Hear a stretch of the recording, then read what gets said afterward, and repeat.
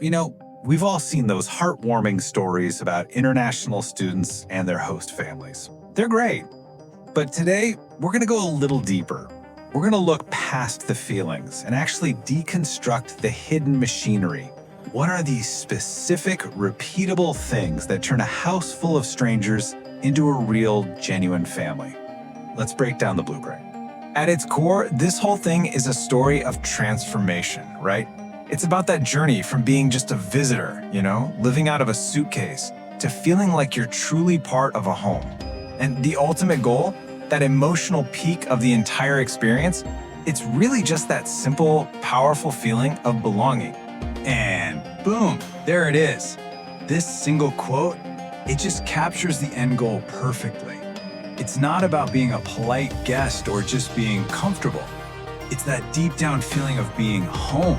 That's the emotional North Star that every host family and every student is really aiming for. Okay, but let's be real. That feeling doesn't just pop up out of nowhere. It's not magic.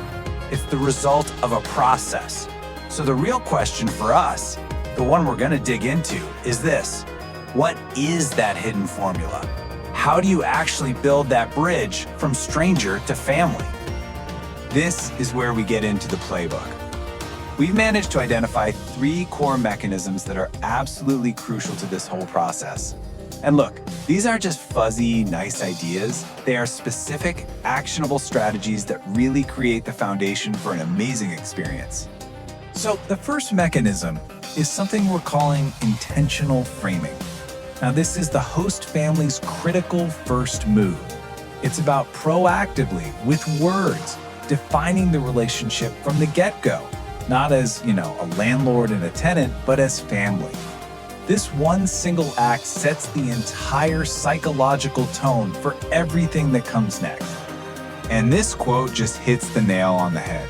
The host family didn't sit back and wait for a bond to maybe form on its own. They kicked it off by saying right out of the gate, you are not a house guest, you're part of the family. They gave the student a crystal clear invitation and, frankly, the permission to fully integrate from the second she walked in the door.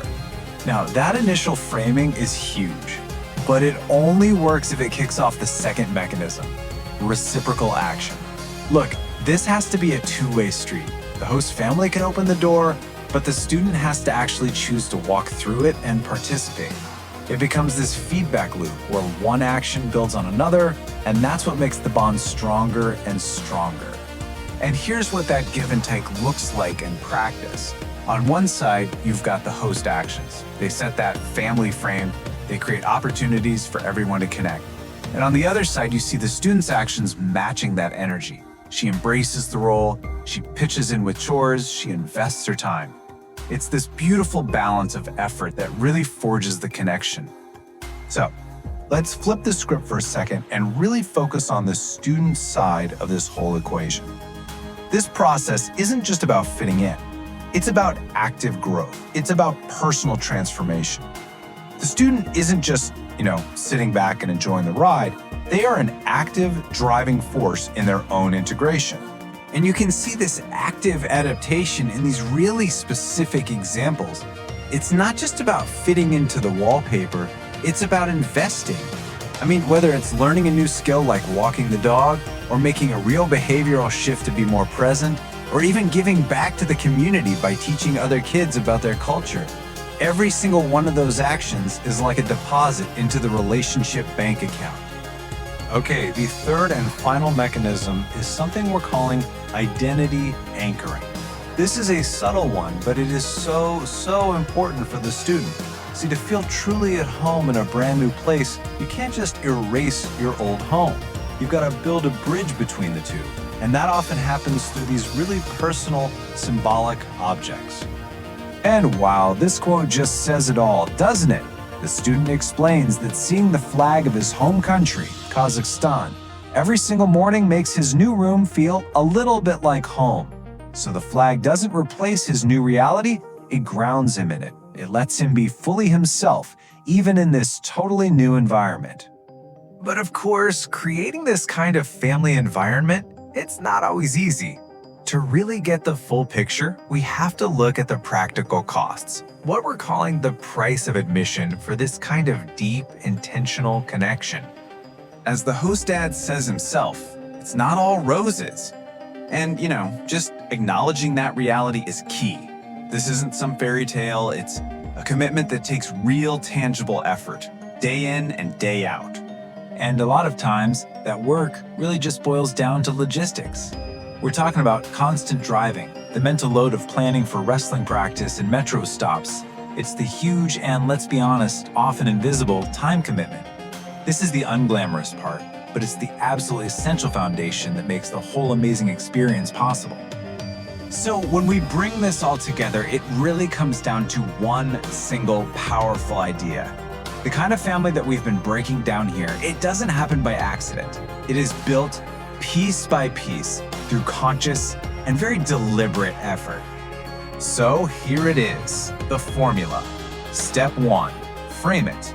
Intentionally define the relationship as family from day one. Step 2, act on it.